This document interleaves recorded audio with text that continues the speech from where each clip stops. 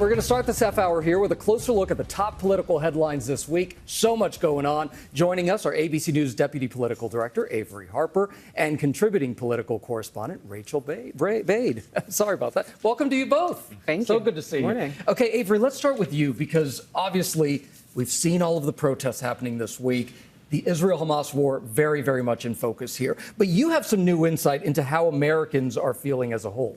Right. We did ask about the Israel-Hamas war in our latest ABC News Ipsos poll. And what we found is that 4 in 10 Americans say that the U.S. is doing too much to support Israel. That's actually up from our last poll in January. And of course, we saw the president address those college protests that we saw across the country. He says that violent protest is not protected, but peaceful protest is. He also said that none of these protests are leading him to reconsider his stance on the issue. And so we've been talking a lot about any political implications that there could be for the president in November. Our poll also found out that less than half of Americans say that the war between Israel and Hamas is actually going to factor into their decision come election time. And only 12% of voters say that it's going to be one of the single most important issues as they decide who to vote for. That's a really surprising number, only 12%. It really is. It's an important one, but not the most important for so many Americans. And Rachael, what about the response to the protests from lawmakers on Capitol Hill? Because Democrats, they absolutely appear to be divided on this.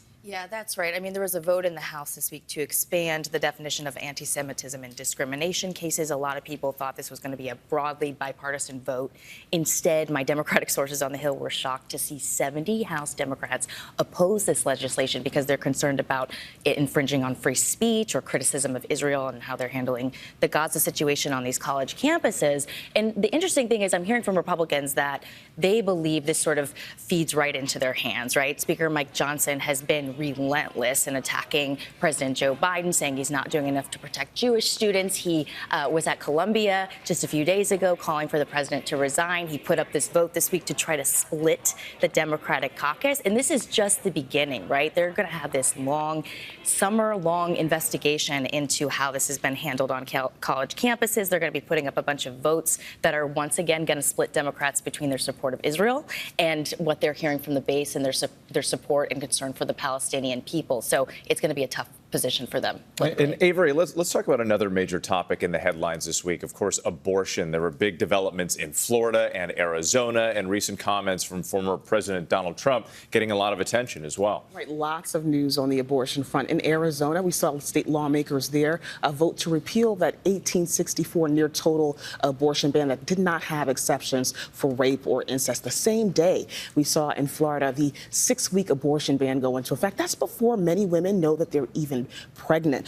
And we could see abortion on the ballot on both states come November. We also saw former President Trump. He did an interview with Time magazine in which he said and suggested that he would allow for states to monitor women's pregnancies and to prosecute women and people who violate those state abortion bans. Of course, the Biden campaign has seized on these comments. Vice President Kamala Harris dubbing Trump the architect of a healthcare crisis. And let's stay on Trump right now, Rachael, because we're looking at him hosting these events in Palm Beach. We're talking about 400 donors, high-profile politicians, but also possible running mates. So do we have any front runners right now?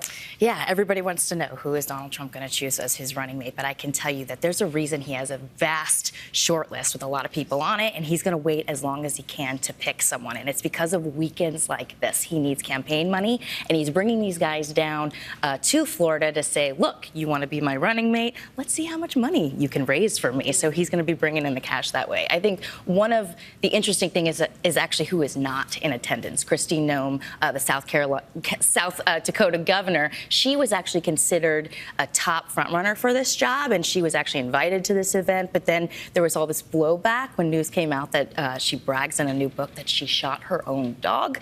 We reported yesterday that in the book she claimed to have met with the leader of North Korea, and it turns out she actually didn't. So the Trump people are trying to make some distance with her right now. She is no longer on the short list. Yeah, a lot of questions coming after that book.